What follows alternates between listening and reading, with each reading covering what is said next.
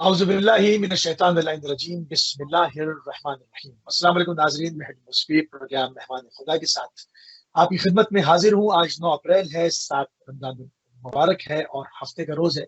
परवरदिगार की बारगाह में दुआ गो भी हूँ और उम्मीद भी हूँ कि पूरी दुनिया में आप जहाँ कहीं भी होंगे सदक़े में मोहम्मद वाले मोहम्मद अलैहिस्सलाम के खैर वाफिस होंगे। नाज़रीन, आपको हमारे प्रोग्राम के फॉर्मेट का इल्म है। मेहमान खुदा के ऊपर मुसलसल जो है वो गुफ्तगू जारी है। आज चूंकि हफ्ते का प्रोग्राम है और थोड़ा सा इसका फॉर्मेट मुख्तलिफ है, क्योंकि आज हमारे साथ मौजूद हैं आपकी हर दिल अजीज शख्सियत, आपकी जानी पहचानी शख्सियत अल्लामा मोहम्मद अजहर यज़दानी साहब।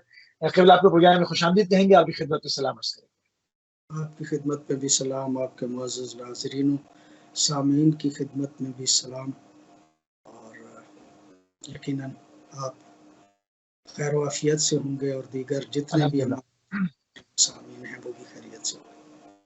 जज़ाकल्लाह जज़ाकल्लाह। तो नाज़रीन, आज का हमारा प्रोग्राम हमारे मौजू से थोड़ा सा हट के, आज का हमारा मौजू रहेगा मौजिज़ा, और मौजिज़े को मुख्तलिफ जहतों के साथ मौजू सुखन बनाएंगे और इसके ऊपर देखेंगे कि मौजिज़ा जो है वो उसकी तारीफ क्या है, मौजिज़ा क्यों ज़रूरी है, मौजिज़ा जो है वो किसके हाथ पर जो है वो सादिर होता है, और मौजिज़ा यानी जब मौजिज़ नुमा किसी मौजिज़े का दावा करता है तो उसका अमल उसके मुताबिक होना चाहिए। इन तमाम चीज़ों को, इन तमाम पॉइंट्स के साथ आपकी खिदमत में हाजिर है। तो क़िबला थोड़ी सी तमीदी गुफ्तगू से प्रोग्राम का आगाज करना चाहेंगे क़िबला कि मौजिज़ा आखिर क्यों ज़रूरी है। बड़ी नवाजिश, बड़ी मेहरबानी मुस्लिम भाई। बिस्मिल्लाहिर्रहमानिर्रहीम। शहर रमज़ान अल्लज़ी उन्ज़िला फ़ीहिल कुरआन। मेहमान खुदा आपका मौजू, और मेहमान खुदा से मुराद आपकी माह मुबारक है, और इस माह मुबारक के हवाले से कुरान हकीम ने जो अल्फाज इस्तेमाल किए वो ये है कि शहर रमज़ान अल्लज़ी उन्ज़िला फ़ीहिल कुरआन। ये महीना वो महीना है कि जिसमें कुरान नाजिल किया गया। मेहमान खुदा के उन्वान से यानी इस माह मुबारक में कई एक प्रोग्रामों में इस बात को अर्ज़ किया जा चुका है कि इस माह मुबारक की फजीलत, अज़मत इसी बुनियाद पे ज़्यादा है कि इसमें कुरान हकीम जो है वो नाजिल हुआ है। शब कद्र की अज़मत भी इसीलिए है कि शब कद्र में भी चूँकि कुरान हकीम शब कद्र में नाजिल हुआ था, लिहाजा ये माह मुबारक अपनी अज़मतों, अपनी बरक़ात फ़ुज़ूज़ से इसीलिए जो है वो पुरबरकत है, और इसीलिए मग़फ़िरत रहमत का महीना है कि चूँकि इसमें कुरान हकीम जो है वो नाजिल हुआ। अब हमारे आज के प्रोग्राम से इसका ताल्लुक़ क्या है, वो ज़रा जोड़ के मैं आपके सवाल की तरफ हूँ कि कुरान हकीम नाजिल हुआ इस महीने में, और कुरान हकीम वो किताब है कि जिसके बारे में ये मुसल्लमन है पैगंबर गिरामी के दावाए नबुव्वत पे जो बहुत बड़ा मोजज़ा है ता क़याम क़यामत, यानी जिसे मोजज़ा खालिदा कहा जा सकता है, वो यही कुरान हकीम ही है। सही। अच्छा, कुरान हकीम मोजज़ा खालिदा है, माह मुबारक में ये नाजिल हुआ। अब मोजज़ा जो है, इसका लफ्ज़ तो हमने मतलब बहुत सुन रखा है, लेकिन ये एक बेहतरीन मौका है आपके तवस्सुत से, आपके टीवी के तवस्सुत से, कि हम ज़रा दिक्कत से इस मोजज़े पे बहस करें। बाद में हम ये बयान करने की कोशिश करेंगे कि कुरान कैसे मोजज़ा है। तो सबसे पहले मोजज़ा जो है वो समझ में आ जाए। अच्छा, मोजज़ा भी समझ में आने से पहले मैं एक बात और अर्ज़ करूं कि इस दुनिया में जो भी इंसान आया है, उस इंसान ने इस दुनिया में चूँकि ज़िंदगी गुजारना है, और ज़िंदगी गुजारने के लिए उसकी ज़िंदगी में मुश्किलात भी आते हैं, मसाइब भी आते हैं, हर्ज व मर्ज भी आता है। लिहाजा ज़रूरी है किसी न किसी मुबल्लिग़ का होना कि जो उसे समझाए कि सही रास्ता कौन सा है और गलत रास्ता कौन है। ये किसी न किसी मुबल्लिग़ का होना ज़रूरी है। क्यों? कुरान हकीम ने कहा लियहलिक मन हलक अन बय्यिनतिन व यहया मन हय्या अन बय्यिनतिन, ताकि जो हलाक हो وہ بھی دلیل کی وجہ سے ہلاک ہو، اور جو زندہ ہو وہ بھی دلیل ہی کی وجہ سے جو ہے وہ زندہ ہو. یعنی واضح طور پہ پتہ ہونا چاہیے کہ یہ بندہ جو ہے وہ گمراہی کی طرف جا رہا ہے یا یہ نیکی کی طرف جا رہا ہے. تو وہ مبلغ جو آئیں گے، ان مبلغین کو ہم جو اللہ کے نمائندے ہوں گے کیسے پہچانیں گے، کس طرح سے ہمیں پتہ چلے گا کہ یہ اللہ کا نمائندہ ہے اور یہ اللہ کا نمائندہ نہیں ہے؟ تو میں اس سے بھی پہلے عرض کروں کہ انسان کی فطرت میں ایک چیز جو ہے وہ موجود ہے. انسان جو ہے وہ ہر ایک بات اس بات کو سمجھتا ہے کہ جب بھی کوئی بندہ اس کے پاس آ کے کسی قسم کے بھی دینی یا دنیاوی منصب کا اظہار کرے کہ میں اس منصب کا اہل ہوں، تو بندے ایسے نہیں مان لیتے جب تک کہ اس کے پاس کوئی دلیل نہ ہو. اگر دلیل کے بغیر کسی کو کوئی منوانا چاہے تو کوئی بندہ اس کو نہیں مانتا.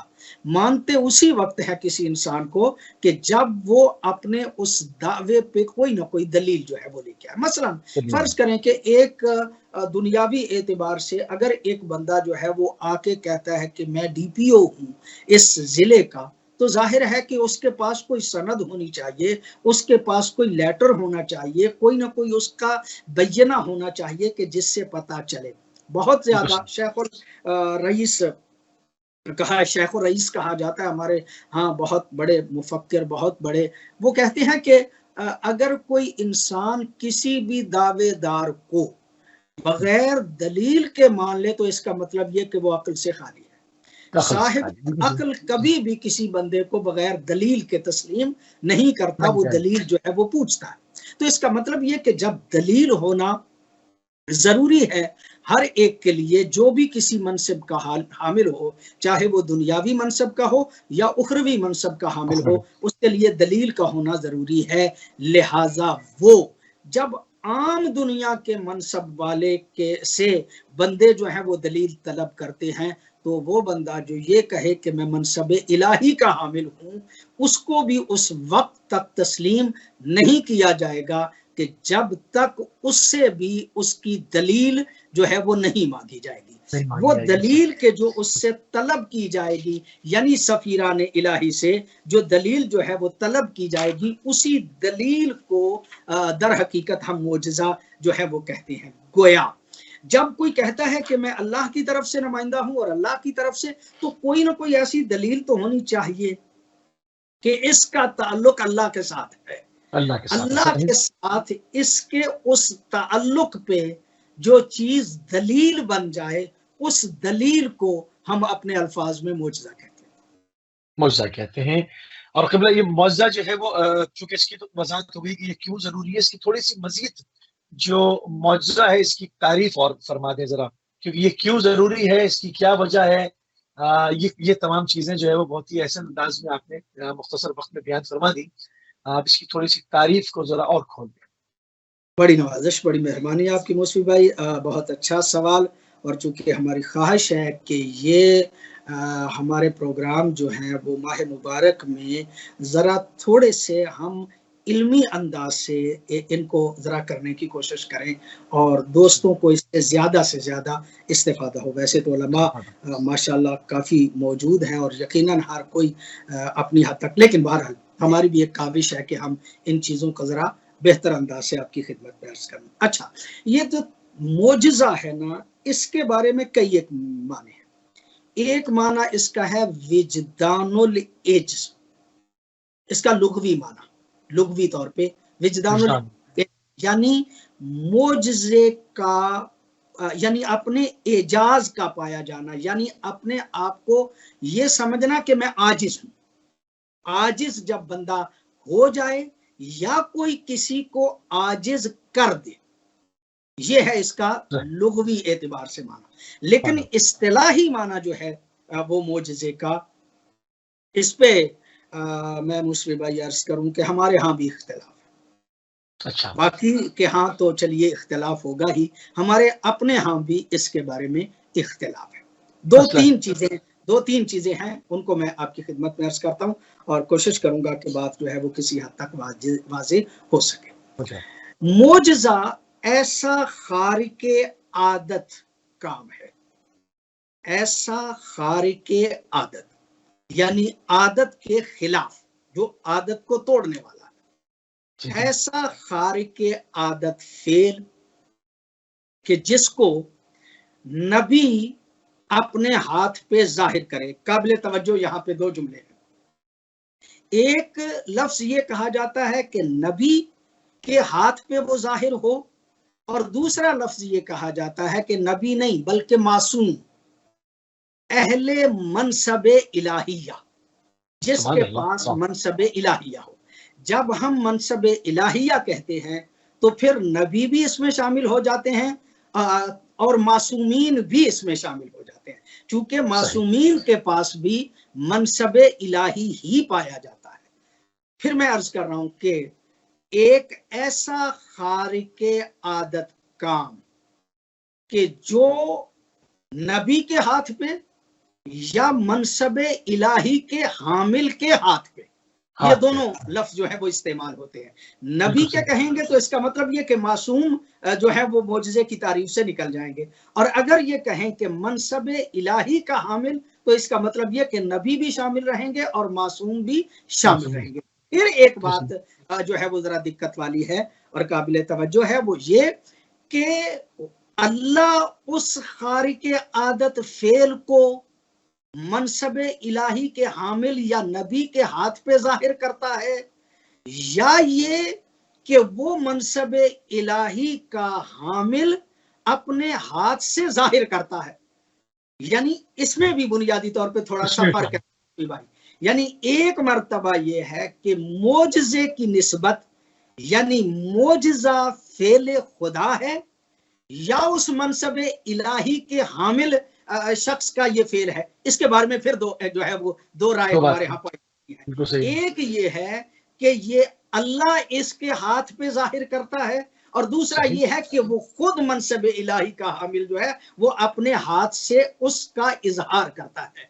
یہ فرق جو ہے میں نے آپ کی خدمت میں عرض کر دیا کہ اس سے جو نتیجہ نکلے گا وہ یہ نکلے گا کہ اگر ہم کہیں کہ اللہ ظاہر کرتا ہے تو اس کا مطلب یہ کہ معجزے کا فاعل خدا ہے، اور اگر ہم کہیں کہ وہ معجزہ جو ہے وہ منصب الہی کا حامل یا نبی جو ہے اس کے ہاتھ پہ وہ ظاہر ہوتا ہے تو اس کا مطلب یہ کہ اس کا فاعل جو ہے وہ معصوم کو قرار دیا جائے گا یا نبی کو قرار دیا جائے گا۔ یہ دو جو ہے وہ اختلاف میں نے ضمناً آپ کی خدمت عالیہ میں عرض کر دیے، لیکن اب میں اس کو جو ہے وہ اکٹھا کر رہا ہوں کہ ایسا خارق عادت فعل کہ جو منصب الہی کے حامل شخص کے ہاتھ پہ ظاہر ہو یا اللہ ظاہر کرے، اور یہ خارق عادت کام اس منصب الہی کا حامل شخص اپنے دعوے کے اثبات کے طور پہ لے کے آئے۔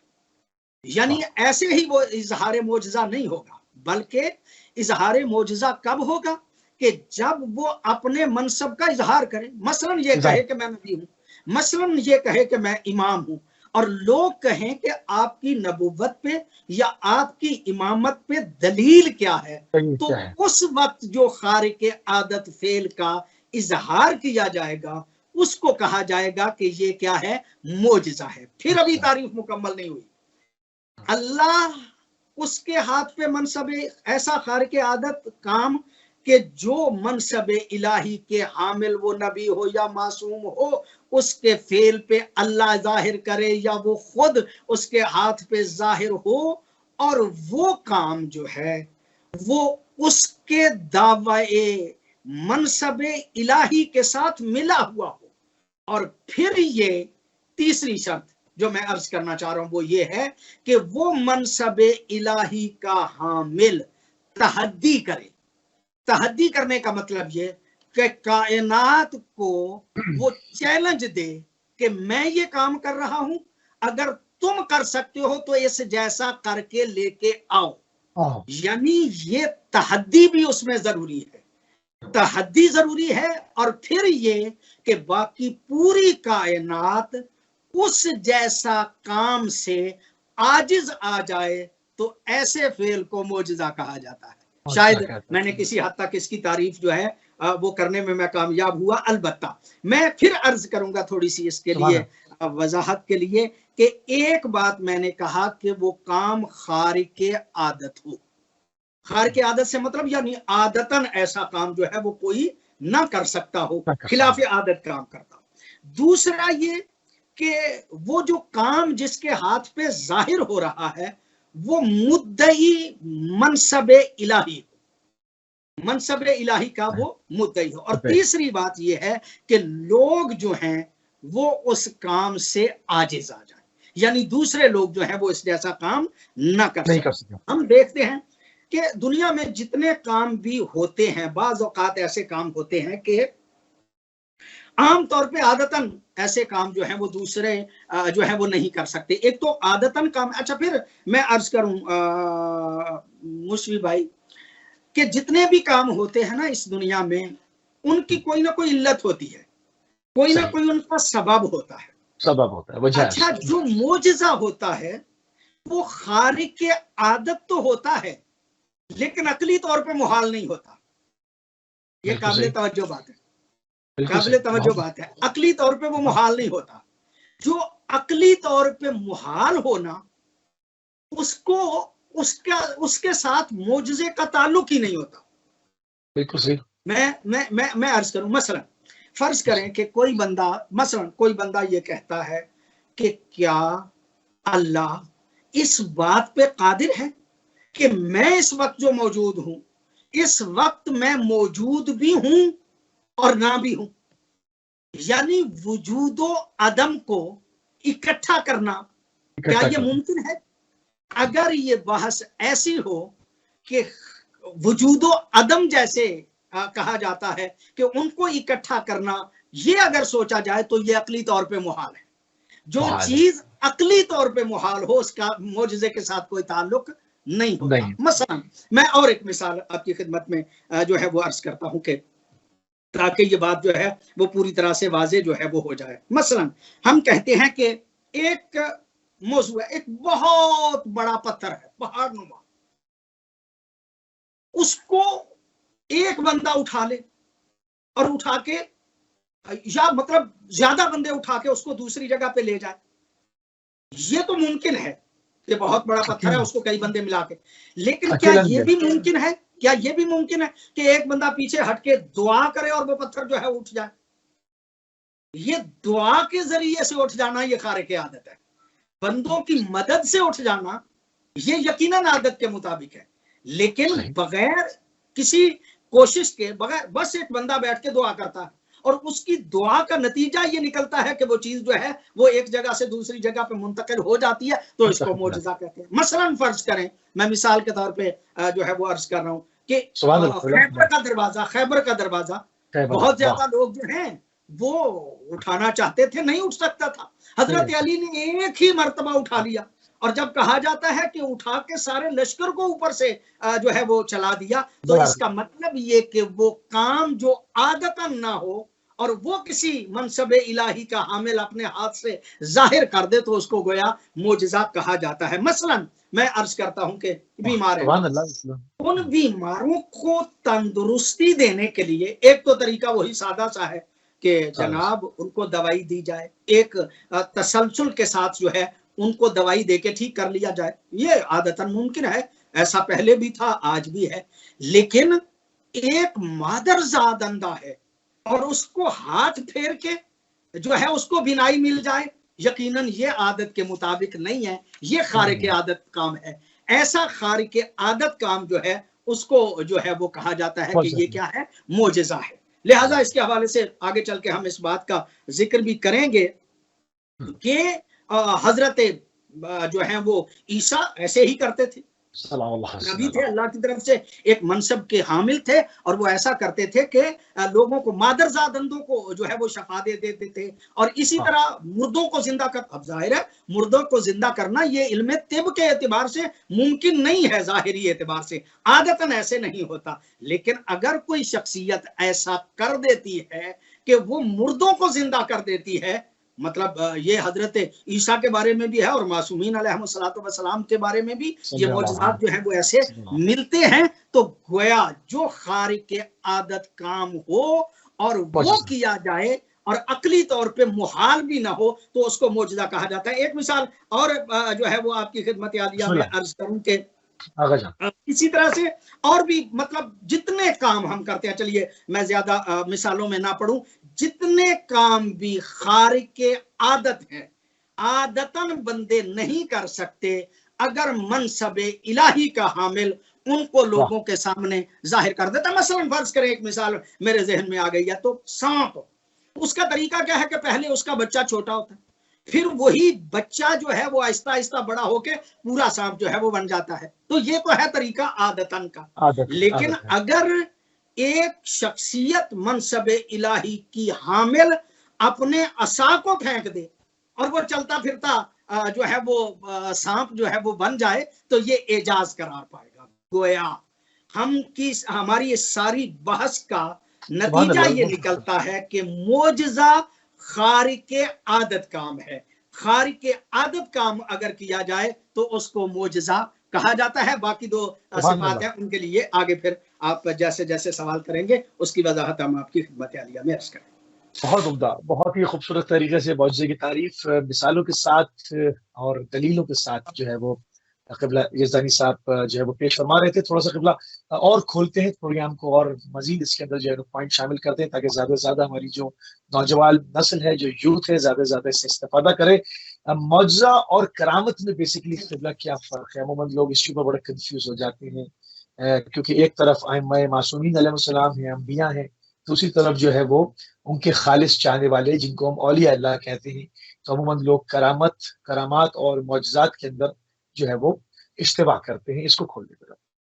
جی بڑی نوازش، بڑی مہربانی موسوی بھائی، بہت اچھا سوال آپ کا، اور میں عرض کروں، میں نے پہلے بھی اپنی معجزے کی تعریف جو علماء نے کی ہے میں نے اس میں بیان کرتے ہوئے ایک جملہ کہا تھا، فرق ہے ذرا تعریف میں۔ بعض لوگ یہ کہتے ہیں کہ معجزہ صرف نبی کے ہاتھ پہ ہوتا ہے، ہمارا نقطہ نظر جو ہے اس میں عمومی رائے یہ ہے کہ منصب الہی کا حامل۔ اچھا، منصب الہی کا حامل جب کہا جائے تو اس سے مراد ہماری یہ ہوتی ہے کہ معصومین بھی اس میں شامل ہیں۔ اچھا، نبی ہو یا معصوم ہو، اب ایک فرق ہے جن کا علماء یہ فرماتے ہیں کہ صفائے قلب جن میں پائی جاتی ہے، جو اللہ کے ہاں جو ہے وہ مقرب بندے ہوتے ہیں، جو مستجاب الدعا ہوتے ہیں، جو دعا کریں تو اللہ رب العزت ان کی دعا کو رد جو ہے وہ نہیں کرتا۔ وہ ایسے لوگ کہ جو کسی منصب کا اعلان نہیں کرتے، یہ فرق ہے بنیادی طور پہ، اس کو ذرا جو ہے وہ توجہ کی ضرورت ہے۔ امام چونکہ منصب کا اظہار کرتا ہے، کچھ لوگ ایسے ہوتے ہیں کہ جو کسی منصب کا اعلان نہیں کرتے، وہ یہ نہیں کہتے کہ ہم ولی اللہ ہیں، وہ یہ نہیں کہتے کہ ہم مقرب خدا ہیں، لوگ ان کے پاس جاتے ہیں اور کہتے ہیں کہ ہمارے لیے دعا کیجیے۔ لوگ جاتے ہیں اور وہ چونکہ صفائے قلب رکھتے ہیں، ان کا ایک بڑا گہرا تعلق ہوتا ہے ذات توحید کے ساتھ، لہذا اس گہرے تعلق اور تقرب الہی کی وجہ سے وہ بارگاہ خدا بندی میں دعا کرتے ہیں، اللہ ان کی دعا کو قبول کر لیتا ہے۔ جب ان کی دعا کو قبول کر لیتا ہے تو وہ جو ان کی دعا قبول ہو جاتی ہے اس کو اصطلاح میں کرامت کہا جاتا ہے۔ ہمارے برادران اہل سنت معصومین کے وہ کام کہ جو خارق عادت ہیں ان کو بھی کرامت کہتے ہیں، اور جو عام طور پہ ہمارے دوستوں کے ہاں، ہمارے برادران کے ہاں جو معروف ہیں اولیاء اللہ، ان کے وہ جو اظہار کرتے ہیں نا جن چیزوں کو کہ خارق عادت کام انہوں نے کیے، ان کو عام طور پہ کرامات کہا جاتا ہے، اور پھر وہ معصوم کے کام کو بھی کرامت ہی کہتے ہیں، چونکہ ان کے نزدیک وہ عصمت کے اس درجے پہ فائز نہیں، لیکن ان کی عظمت کے قائل ہیں سارے برادران، شیعہ بھی اور اہل سنت بھی، لہذا وہ معصومین کے وہ کام جن کا انکار ممکن نہیں، جن کے بارے میں کہا جاتا ہے کہ ان سے یہ کاموں کا اظہار ہوا، یعنی معجزات کا اظہار ہوا، ان کو وہ کرامت کہتے ہیں۔ لیکن ہمارا نقطہ نظر جو ہے وہ یہ ہے کہ منصب الہی کا حامل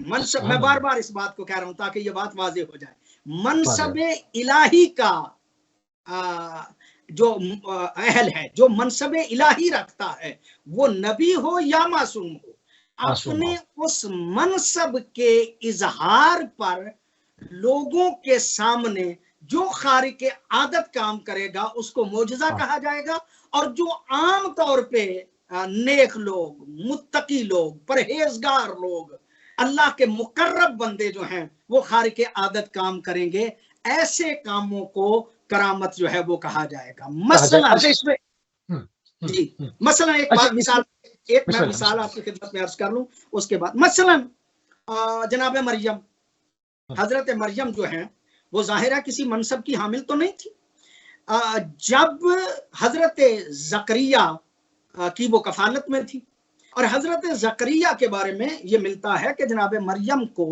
وہ بیت المقدس کے ایک کمرے میں کہ جو وہاں پہ موجود تھا، اس میں جناب مریم کی کفالت کرتے تھے، وہاں پہ جناب مریم رہتی تھی، اور جب جناب مریم وہاں پہ رہتی تھی تو حضرت زکریا اس تالے کو بند کر کے چلے جاتے تھے، اور خود جب آتے تھے تو آ کے اس تالے کو کھول کے آپ کے لیے آپ کی ضروریات کی تمام چیزیں اور وہ جو ہے وہ لے کے آیا کرتے تھے جناب حضرت زکریا۔ قرآن حکیم اس بارے میں واضح اعلان کرتا ہے کہ جب بھی حضرت زکریا جو ہیں وہ آتے تھے تو محراب میں آ کے دیکھتے تھے، اور زکریا جو ہیں وہ دیکھتے تھے کہ محراب میں بڑے اچھے اچھے کھانے جو ہیں وہ پڑے ہوتے تھے۔ حضرت زکریا پریشان ہو جاتے تھے کہ میں تو لے کے نہیں آیا، میں تو دروازے بند کر کے گیا ہوں، یہ کہاں سے کھانے آ گئے کہ جو یہاں پہ موجود ہیں؟ تو جناب مریم جو ہیں وہ کہتی تھی کہ یہ اللہ کی طرف سے ہیں، یہ میرا رب ہے کہ جو اس غذا کو جو ہے وہ میرے لیے فراہم کرتا ہے، اور وہ جسے چاہتا ہے بغیر حساب کے عطا کرتا ہے۔ اب یہ کام کہ دروازہ بند ہو، غذا موجود ہو، اور وہ غذا بھی حضرت زکریا کے لیے بھی قابل تعجب ہو جائے، اور وہ پوچھیں کہ یہ غذا کہاں سے آ گئی ہے، تو یہ کام یقینی طور پہ خارق عادت ہے۔ لیکن خارق عادت ہے، لیکن حضرت مریم نے چونکہ کسی منصب کا اظہار نہیں کیا تھا، جو بھی مقرب خدا کسی منصب کا اظہار نہ کرے اور پھر اس سے خارق عادت فعل جو ہیں وہ سرزد ہو جائیں، تو ایسے فعل کو کرامت کہا جاتا ہے، ایسے فعل کو معجزہ نہیں کہا جاتا، نہیں کہا جا سکتا۔ اس میں تھوڑا سا اضافہ کرتے ہیں ایک پوائنٹ کا، اور اس طرف بھی تھوڑا سا دیکھیں کہ جس طرح سے عموماً ابھی آپ نے کہا نا کہ ہمارے نیریٹو کے اندر اور برادران میں اس میں فرق ہے کہ وہ تمام چیزوں کو کرامت کہتے ہیں، ہم معجزے کو اور کرامت کو سیپریٹ رکھتے ہیں، اور اس کی علمی جو ہے وہ ادلہ بھی ہم پیش کرتے ہیں کہ بھئی اس وجہ سے، اس سبب کے تحت ہم اس کو معجزہ اور اس کو کرامت کہہ رہے ہیں۔ اب اگر سب ہی اس کو تمام چیزوں کو کوئی کرامت کہہ رہے ہیں تو اس میں دیکھنا یہ پڑے گا کہ اس کی فریکوینسی میں بھی فرق ہوگا، اس کی طاقت میں، اس کی پاور میں۔ جس طرح سے آصف بن برقیہ نے دعویٰ کیا کہ میں چشم زدن میں تخت بلقیس لے آؤں گا، اور اس کے جواب میں مولا امیر المومنین کا فرمان ہے۔ تھوڑی سی اس پہ گفتگو ہو جائے۔ اب یہاں پر جو ہے وہ تمام چیزوں کو کرامت کہہ دینا، اب اس میں جو معجزہ کرامت، اس میں واضح فرق حائل ہو جائے گا، اس کی طاقت میں، اس کی قوت میں، اس کی فریکوینسی میں۔ قبلہ اس میں تھوڑی سی گفتگو فرمائیں۔ میں عرض کروں مصطفی بھائی کہ جو آپ نے فرمایا نا، برادران کے اور ہمارے ہاں اختلاف صرف اس حد تک ہے، نبی کے بارے میں تو سارے اعجاز کے قائل ہیں، نبی معظم برادران اہل سنت بھی، ہم بھی اس بات کے قائل ہیں کہ نبی کے ہاتھ پہ جو ظاہر ہوتے تھے وہ در حقیقت معجزے ہی ہوتے تھے۔ نبی معظم کے بعد معصومین اور دوسرے اولیاء اللہ کے حوالے سے تھوڑا سا اختلاف ہے، چونکہ برادران ائمہ معصومین کو بھی جو ہے وہ ولی سمجھتے ہیں، ان کو بھی عام ولی کا جو ان کا تصور ہے نا اسی کے ضمن میں وہ لے کے آ جاتے ہیں، اور کہتے ہیں کہ ان سب کی یہ کرامات ہیں۔ وہ پھر فرق نہیں کر پاتے کہ معصومین کا اور باقی مقربین خدا کا، مگر سامنے اگر رکھ کر دیکھا جائے، کہاں مولا امیر المومنین، کہاں سید الشہداء، اور اس کے سامنے آپ کسی کو بھی لے لیں، چاہے وہ خواجہ غریب ہو، کوئی مطلب کسی سے بھی کہیں تو کوئی بھی اس کا تقابل نہیں کرے گا۔ مطلب نہیں میں جو عرض کرنا چاہ رہا ہوں نا برادران کے ہاں، وہ یہ ہے کہ وہ سب کی کرامت کے قائل ہیں، معجزے کے قائل نہیں۔ میں نے جو عرض کیا نا فرق، وہ بڑا واضح فرق ہے، وہ یہ ہے کہ ہم کہتے ہیں منصب الہی کا اظہار کریں اور لوگ کہیں کہ ہم آپ کو نہیں مانتے، لوگ کہیں کہ ہم آپ کو نہیں مانتے۔ ایک مثال فوری طور پہ میرے ذہن میں آ گئی ہے اور میں آپ کی خدمت عالیہ میں عرض کرتا ہوں۔ آپ نے مثال دی آصف بن برقیہ کی، مولا حضرت امام موسیٰ کاظم علیہ الصلوۃ والسلام کے حوالے سے آپ کے لیے یہ اور بھی بات جو ہے وہ قابل توجہ ہے، آپ چونکہ موسوی ہیں، اولاد ہیں سرکار امام موسیٰ کاظم علیہ الصلوۃ والسلام کی۔ ایک بہت بڑا عالم تھا، عبداللہ ظاہراً اس کا نام تھا، مدینے میں رہتا تھا۔ اتنا بڑا وہ عالم تھا، برادران کا عالم تھا، بہت بڑا۔ وہ اتنا بڑا عالم تھا کہ حاکم مدینہ بھی اس سے خائف تھا۔ وہ بڑے مطلب بازار میں اگر حاکم مدینہ کی بھی پگڑی اچھال دے تو کوئی جرت نہیں کرتا تھا حاکم بھی کہ اس کے ساتھ، یعنی اس کے زہد و تقوی پرہیزگاری کا ایک شعرا تھا۔ صحیح۔ معصوم متوجہ ہو گئے اس بات کی طرف کہ بھائی لوگ اس کا احترام کرتے ہیں، اور یقیناً گویا میں تو کہتا ہوں ترس آ گیا معصوم کو اس پہ۔ تو ایک دن مسجد نبوی میں ملاقات ہو گئی تو معصوم نے فرمایا سنا ہے کہ لوگ تیرا بڑا احترام کرتے ہیں اور تو جو ہے وہ بڑا نیک آدمی ہے، پرہیزگار آدمی ہے۔ تو اس نے ذرا انکساری کرتے ہوئے کہا جی مولا قبلہ میں بہرحال میں کرتا ہوں جی نیکی، مطلب اس نے اظہار کیا۔ تو حضرت نے نا ایسے ہی ایک جملہ فرمایا، حضرت نے فرمایا جو کچھ کرتا ہے نا ذرا معرفت سے کیا کر۔ جب کہا نا ذرا معرفت سے کیا کر، تو اس نے کہا کہ میں تو بڑا عالم ہوں، بڑا زاہد ہوں، بڑا پرہیزگار ہوں، سارے علماء، تو میں کہاں سے یہ معرفت حاصل کروں؟ کہا مدینہ میں بڑے عالم ہیں، جاؤ جا کے ان سے معرفت حاصل کرو، حدیث بھی پڑھ، قرآن بھی پڑھ، معرفت سے پڑھ۔ کچھ دیر کے بعد پھر معصوم کی ملاقات ہو گئی۔ اس نے کہا جی میں نے تو بڑی معرفت حاصل کی ہے، میں علماء کے پاس گیا ہوں، قرآن کو بھی پڑھا ہے، حدیث کو بھی پڑھا ہے۔ معصوم نے فرمایا ابھی تمہیں معرفت حاصل نہیں ہوئی، ذرا اور معرفت حاصل کر۔ تو پھر کچھ وقت گزر گیا، کچھ وقت کے گزرنے کے بعد پھر ملاقات ہوئی تو معصوم کو اس نے کہا جی اب تو مجھے معرفت حاصل ہو گئی۔ معصوم نے فرمایا نہیں ابھی بھی تمہیں معرفت حاصل نہیں ہوئی، اور زیادہ تحقیق کر۔ پھر وقت گزر گیا۔ جب پھر وقت گزر گیا تو تیسری مرتبہ جب ملاقات ہوئی تو معصوم نے فرمایا کہ ابھی بھی تمہیں معرفت حاصل نہیں ہوئی۔ اب وہ پریشان ہو گیا۔ اس نے کہا میں جب بھی ملتا ہوں آپ کہتے ہیں معرفت نہیں حاصل ہوئی، تو آپ بتائیے، خود بتائیے کہ یہ معرفت کیسے حاصل ہوگی؟ معصوم نے سمجھا کہ اب یہ لائن پہ آ گیا ہے، اگر پہلے میں اسے کہتا تو یہ متوجہ نہ ہوتا، اب یہ چونکہ متوجہ ہو گیا ہے کہ میں ہی اسے۔ حضرت نے فرمایا کہ اگر معرفت حاصل کرنا چاہتا ہے تو اس بات کی معرفت حاصل کر کہ نبی کے بعد اس کا جانشین کون ہے۔ جانشین نبی جو ہے اس کی معرفت حاصل کر۔ جب تک تو جانشین نبی کی معرفت حاصل نہیں کرے گا نا، تجھے حقیقت میں نہ قرآن کی سمجھ آئے گی نہ حدیث کی سمجھ آئے گی۔ سبحان اللہ، سلامت۔ اب وہ چونکہ پوری طرح سے متوجہ ہو چکا تھا، لہٰذا معصوم نے فرمایا، اس نے کہا پھر بتائیے نبی۔ معصوم نے دلائل کے ذریعے سے بتایا کہ بعد از نبی جانشین مصطفیٰ حضرت علی ہے۔ جب ظاہر ہے کہ معصوم دلائل دے رہے تھے تو معصوم کے دلائل پہ یہ قانع ہو گئے۔ جب قانع ہو گیا تو کہا چلیے میں حضرت علی کو مان لیتا ہوں کہ وہ جو ہے وہ نبی کے جانشین ہیں۔ اب حضرت علی کے بعد تو پھر ایک ایک معصوم کا جو ہے وہ معصوم بیان کرتے گئے کہ حضرت علی کے بعد حسن ہے، حسن کے بعد حسین ہے، حسین کے بعد زین اللہ الی آخر مولا امام جعفر صادق تک لے کے آئے۔ جب وہاں تک لے کے آئے تو اس کے ذہن میں اب چونکہ ایک بیدار ہو چکی تھی نا سوچ، اس نے کہا کہ اس دور میں کون ہے؟ کہا اگر میں بتاؤں تو مان لو گے؟ کہا ہاں ضرور مان لوں گا۔ کہا اس دور کا امام تمہارے سامنے موسیٰ کاظم ہے۔ اس نے کہا کہ چلو میں مان لیتا ہوں آپ کو کہ آپ ہیں اس دور کے امام، لیکن میں کیسے مان لوں؟ آپ کی امامت پہ دلیل کیا ہے؟ وہ معجزہ کون سا ہے؟ یہ وہی بات کہ جو اس کے لیے میں نے ساری محنت کی کہ منصب الہی کا اظہار کرے اور بندہ آگے سے پوچھے کہ تمہارے اس منصب پہ دلیل کیا ہے اور پھر وہ اظہار کرے تو وہ معجزہ ہے۔ جب معصوم سے اس نے کہا کہ آپ کی امامت پہ دلیل کیا ہے تو معصوم نے کہا وہ دور جو درخت ہے نا، جاؤ جا کے اس کو کہو کہ موسیٰ کاظم تمہیں بلا رہا ہے۔ یہ بندہ جو ہے وہ وہاں پہ گیا، درخت کو کہا کہ موسیٰ کاظم تمہیں بلا رہا ہے۔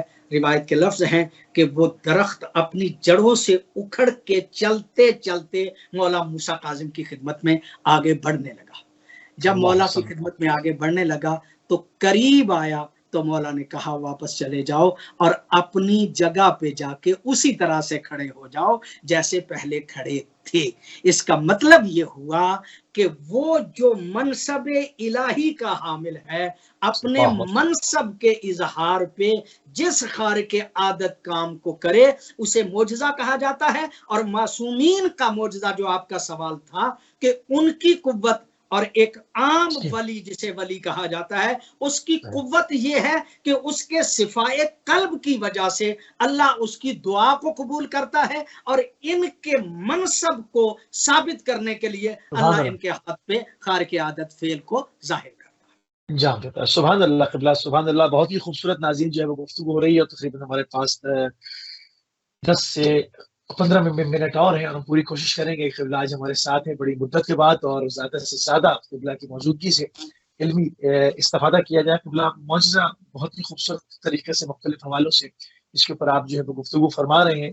جو معجز نما جب دعویٰ کرتا ہے، اس کے اوپر ہماری بات ہوئی ہے، میں چاہوں گا اس کو تھوڑا سا مزید اور کھولا جائے تو وہ اس کو کر کے دکھاتا ہے، تو یعنی کہ یقیناً اس کے عمل کے مطابق، جو اس کے قول کے مطابق اس کا عمل ہونا چاہیے۔ اس کے اوپر کچھ مزید میں چاہوں گا کہ تھوڑا سا اس کو اور کھولے۔ جی میں عرض کروں مصطفی بھائی کہ جو ہم نے معجزے کی تعریف کی ہے نا، اسی پہ پلٹ کے پھر ہم تھوڑی سی بات کرنا چاہتے ہیں، اور وہ یہ ہے کہ معجز نما جو ہے نا اس کی تحدی ہونی چاہیے۔ تحدی سے مراد یہ ہے کہ وہ لوگوں کو کہے کہ میں یہ کام کر رہا ہوں اور اگر تم میں قدرت و طاقت ہے تو اس جیسا کام کر کے دکھاؤ، اور دوسرے بندے اس جیسا کام کرنے سے عاجز ہو جائے، سبحان اللہ، کوئی اس جیسا کام جو ہے وہ نہ کر سکے۔ اچھا، یہاں پہ میں عرض کروں کہ بعض کام ایسے ہیں کہ ہم انہیں کہتے ہیں آج کل کے دور میں، مطلب اصطلاحاً نہیں بلکہ وہ رسماً ہم کہہ دیتے ہیں کہ یہ بندے نے تو معجزے کا اظہار کر دیا۔ مثلا آج کل جس بندے نے پہلی مرتبہ دل کا آپریشن کیا تھا، یعنی پیبند کیا تھا، دل نیا لگایا تھا، اس کو ہی معجزہ کہا جاتا تھا کہ جناب اس نے دل کسی اور کو لگا کے جو ہے وہ اس کا۔ لہٰذا جتنے بھی اختراع کرتے ہیں، جتنے بھی اکتشافات کرتے ہیں، وہ خارق عادت بسا اوقات سمجھے جاتے ہیں، لیکن لوگ اس جیسا کام دوسرے بھی کر سکتے ہیں، صرف ایک ہی تو نہیں۔ آج مطلب اگر دل کا پیوند کاری ہے یا جگر کی پیوند کاری ہے یا دوسرے مشکل سے مشکل کام ہے، آنکھ کی پیوند کاری ہے، یا جتنے بھی آپریشن ہو رہے ہیں، وہ صرف ایک بندہ تو نہیں کرتا، ایک بندہ تو نہیں کر رہا، وہ تو مطلب اس جیسے بہت زیادہ جو ہے وہ کام جو ہے وہ کر رہے ہو۔ لہذا وہ منصب الہی کا حامل شخص اعلان کرے کہ اس کو لے کے آؤ، تو اس کے علاوہ کوئی دوسرا نہ کر سکے تو وہ معجزہ۔ اگر اس جیسا کام دوسرے کر لیں تو اس کو معجزہ نہیں کہا جاتا۔ شعبدہ باز، جادوگر، وہ ایک ہی نہیں ہوتا، وہ کئی ایک ہوتے ہیں کہ جو اس جیسا کر سکتے ہیں، لہذا وہ معجزہ نہیں شمار ہوتا کہ جو جادوگر جو ہے وہ ظاہر کرتے ہیں۔ وہ سحر والے کام، وہ ایسے کام، مثلا حضرت موسیٰ کے سامنے کتنے بڑے جادوگر تھے کہ جنہوں نے رسیاں پھینکی اور وہ یوں نظر آیا کہ جیسے سانپ ہے، تو وہ ایک تو نہیں تھا نا، کئی ایک تھے۔ جو کام کئی ایک کر سکے وہ جادو تو ہو سکتا ہے، وہ معجزہ جو ہے وہ نہیں ہو سکتا۔ لہذا جو میں نے بات عرض کی تعریف میں وہ یہ ہے کہ معجزہ ظاہر کرنے والا یا جس کے ہاتھ پہ ظاہر ہوتا ہے وہ تحدی کرے، چیلنج کرے کہ لے آؤ اس جیسا کام، اور کوئی اس کے مطابق کام نہ کر سکے تو یقینی طور پہ وہ معجزہ جو ہے وہ ہوتا ہے۔ پھر ایک بات جو آپ نے سوال تھا، اور میرے خیال میں آپ کے اسی سوال پہ آج کا ہمارا پروگرام جو ہے وہ تقریباً شاید وقت میرے سامنے بھی ہے، شاید اختتام کو پہنچ جائے، اور وہ میں آپ کی خدمت عالیہ میں عرض کروں کہ جب بھی خارق عادت فعل کا کوئی منصب الہی کا حامل اظہار کرے، لوگوں کو تحدی کرے، تو وہ جو کہے نا اس کے مطابق ہونا چاہیے، واہ، اس کے مطابق ہی ہونا چاہیے۔ مثلا میں نے مثال دی ابھی، مولا موسیٰ کاظم علیہ السلام نے کہا اس درخت کو کہ آ جاؤ، تو وہ درخت آ جائے، یعنی جو معصوم نے کہا ہے، نبی معظم نے مطلب جو ہے وہ ساری زندگی، نبی معظم کے اعجاز تو اتنے زیادہ ہیں کہ مطلب کنکر نبی معظم کے ہاتھ پہ آئے تو نبی معظم نے فرمایا کہ تم پڑھو، تو یقینی طور پہ ان کنکروں نے پڑھنا شروع کر دیا۔ اگر یہ کہا جائے کہ نبی معظم نے چاند کو اشارہ کیا اور چاند ٹوٹ گیا، دو حصوں میں منقسم ہو گیا، تو اس کا مطلب یہ کہ جیسا نبی نے چاہا تھا ویسے ہوا۔ یعنی نبی وہ ہوتا ہے، منصب الہی کا حامل وہ ہوتا ہے کہ جو اعجاز کے لیے الفاظ استعمال کرے کہ یہ کام ہو جائے تو وہ اسی طرح سے ہو جائے، وہ معجزہ ہے۔ لیکن اگر کوئی بندہ کسی اور ذریعے سے کوئی کام ایسا کرے، یعنی دعویٰ کر دے کہ میں نبی ہوں، دعویٰ کر دے کہ میں امام ہوں، اور کچھ کام اس کے پاس شعبدہ بازی کے ہوں بھی کہ جن کی وجہ سے لوگ جو ہے وہ متاثر ہو جائیں، اور وہ کام اگر اس کے کہے کہ الٹ ہو جائیں تو یقینی طور پہ وہ معجزہ جو ہے وہ نہیں قرار پاتا۔ جیسے پیغمبر گرامی صلی اللہ علیہ وآلہ وسلم کے اس دور میں، یا ظاہراً پیغمبر گرامی کے بعد مسلمہ قذاب ایک بندہ تھا جس نے نبی معظم کے بعد نبوت کا جو ہے وہ دعویٰ کر دیا۔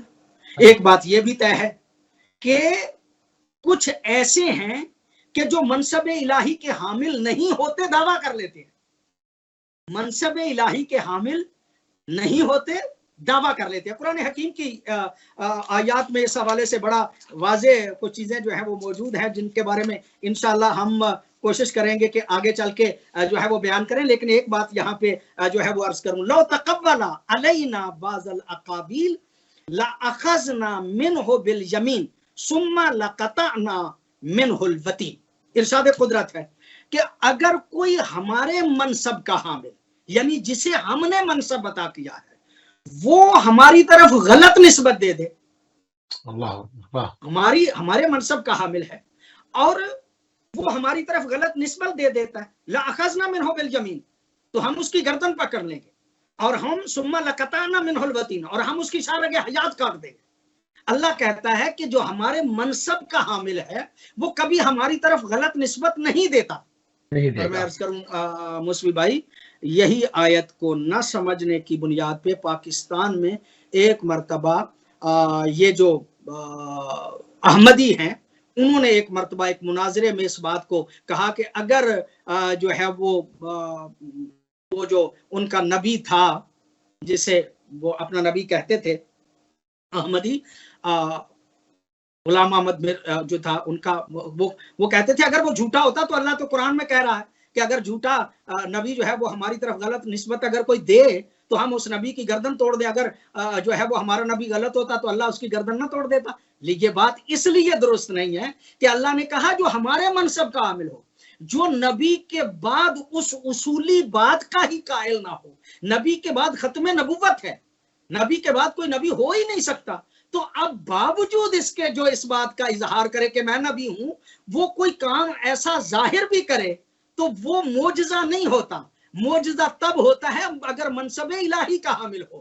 جھوٹا بندہ کوئی بات ظاہر کرے تو اس کا کام جو ہے وہ معجزہ نہیں ہوتا۔ بہرحال میں عرض کر رہا تھا کہ وہ نبی کے بعد بڑے لوگوں نے جو ہے وہ نبوت کا دعویٰ کیا، کرتے رہے لوگ، اور اسی طرح امام زمانہ جللہ فرجہ شریف کی غیبت کبریٰ میں بھی بہت لوگوں نے جو ہے وہ امام مہدی ہونے کا جو ہے وہ اعلان کیا. تو جھوٹے لوگ جو ہے وہ کچھ نہ کچھ ایسے کام کرتے رہتے ہیں اور پھر اپنے ارد گرد لوگوں کو اکٹھا کرنے کے لیے بعض کام بھی ایسے کرتے ہیں کہ لوگ جو ہے وہ زیادہ ان کے ارد گرد جو ہے وہ آ جائیں. 12 وہ مسلمہ قذاب، اس نے اس دور میں ہی نبی معظم کے بعد فوری طور پر نبوت کا جو ہے وہ دعویٰ کیا اور لوگ اس کے ارد گرد اکٹھے ہو گئے. وہ معجزات بھی اپنے بقول مطلب تاریخ کے ظاہر کرتا تھا.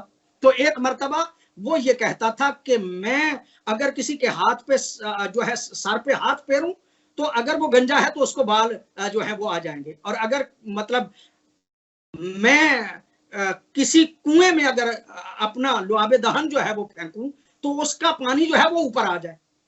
تو لوگوں نے کہا کہ چلو اگر تم نبی ہو تو اس معجزے کا اظہار ہمیں کر کے دکھاؤ. تو کہا جاتا ہے کہ اس نے کنویں میں جب آپ نے تھوکا ہے تو وہ بجائے اس کے کہ پانی اوپر آتا جو پہلے تھا وہ بھی ختم ہو گیا. لہذا میں کہنا یہ چاہ رہا تھا کہ معجزہ تب ہوتا ہے اگر اس منصب الہی کے حامل کے قول کے مطابق وہ کام ہو. اگر اس کے الٹ ہو جائے تو پھر بھی وہ معجزہ نہیں ہوتا. لہذا میرے خیال میں باقی باتیں جو ہیں وہ آگے چل کے جو ہے وہ عرض کریں گے. آج کے حوالے سے اگر آپ مناسب سمجھے تو یہی تک، ورنہ بات کی جا سکتی ہے آگے. بالکل، تھوڑا سا ہمارے پاس تقریباً 2-3 منٹ ہیں. جہاں پر آپ نے چیلنج کی بات کی تھی وہاں مجھے سلونی کی صدا جو ہے وہ ذہن میں گونجی. تھوڑے سے 2 جملے مولانا امیر المومنین کی بارگاہ. بڑی نوازش، بڑی مہربانی. ویسے تو سرکار حضرت امیر المومنین علی علیہ الصلوۃ والسلام بعد نبی جانشین رسول ہیں، امام ہیں، اور یقینی طور پہ ان کے اعجاز اور معجزات جو ہیں وہ بہت زیادہ ہیں. لوگوں کو اپنی امامت کے ثابت کرنے کے لیے ساری زندگی ہی معصومین کی جو ہے وہ معجزہ ہے. لیکن وہ بات جو تھی اس میں بھی اظہار یہی ہوتا ہے کہ علمی اعتبار سے، اور میں سمجھتا ہوں کہ یہ علمی اعتبار سے اگر اس طرح سے اعجاز نہ بھی کہا جائے تو وارث علم نبی ہونے کا تقاضا یہ تھا. وارث علم نبی ہونے کا تقاضا یہ تھا کہ چونکہ نبی معظم نے فرمایا تھا کہ انا مدینۃ العلم وعلی بابھا، میں علم کا شہر ہوں اور علی اس کا دروازہ ہے. تو مولا کائنات نے یہ جو جملہ کہا تھا یہ بھی در حقیقت جملہ پیغمبر گرامی کے علم کے اظہار کے طور پہ ہی تھا کہ جو علم حضرت علی کے پاس ہے یقینی طور پہ وہ عطا کردہ ہے نبی معظم کا. لہٰذا ممبر سلونی پہ بیٹھ کے سرکار امیر المومنین نے فرمایا تھا، چیلنج کیا تھا لوگوں کو، سلونی قبل ان تفقدونی، اے لوگو سوال کرو مجھ سے جو چاہتے ہو، ماشے تم جو تم چاہتے ہو، جب تک میں تم میں ہوں تو مجھ سے سوال کرتے جاؤ. انی عارف طرق السماوات من الارض، یہ اس دور میں بات کرنا لوگوں کے لیے واقعا معجزہ تھا. حضرت علی فرماتے ہیں میں آسمانوں کے راستے زمینوں کے راستوں سے زیادہ بہتر جانتا ہوں. سرکار مولا نے تو یہ فرمایا کہ میں آسمانوں کے راستے زمینوں کے راستوں سے زیادہ بہتر جانتا ہوں، لیکن میرے نبی نے آسمانوں کے راستوں پہ سفر کر کے کائنات کو دکھایا تھا، جس کو نبی کا معجزہ کہا جاتا ہے. اور وہ بھی نبی کا معجزہ آپ کی معراج ہے، جہاں پہ آپ نے آسمانوں کا سفر جو ہے. سبحان اللہ. قبلہ انتہائی مشکور ہیں اور انتہائی ممنون ہیں قبلہ کہ آپ نے ایک مرتبہ پھر اپنا قیمتی ٹائم جو ہے وہ اہل بیت ٹی وی کو دیا اور ایک کافی عرصے کے بعد جو ہے وہ آپ کے ساتھ شو کیا اور پوری کوشش کی اپنے اس مختصر سے ٹائم میں کہ زیادہ سے زیادہ جو ہے قبلہ کی موجودگی سے فائدہ اٹھایا جائے اور ہماری جو نوجوان نسل ہے اس تک، ان کے اذان عالیہ تک ان تمام چیزوں کو جو علمی دلائل کے ساتھ ہیں وہ پہنچایا جائے. اور ہمارا موضوع معجزہ رہا، معجزہ اور کرامات اور بہت ساری پوائنٹس، پوری کوشش کی ہے کہ اس میں جو ہے وہ زیادہ سے زیادہ جہتوں کے اوپر آج جو ہے وہ بات ہو. اسی کے ساتھ ہمارے پروگرام کا ٹائم تمام ہو گیا اور انشاءاللہ ہماری رات کی اگلی ملاقات پر روز پیر جو کہ ٹائم 5 بجے ہوگی. اجازت دیجیے. السلام علیکم ورحمۃ اللہ وبرکاتہ.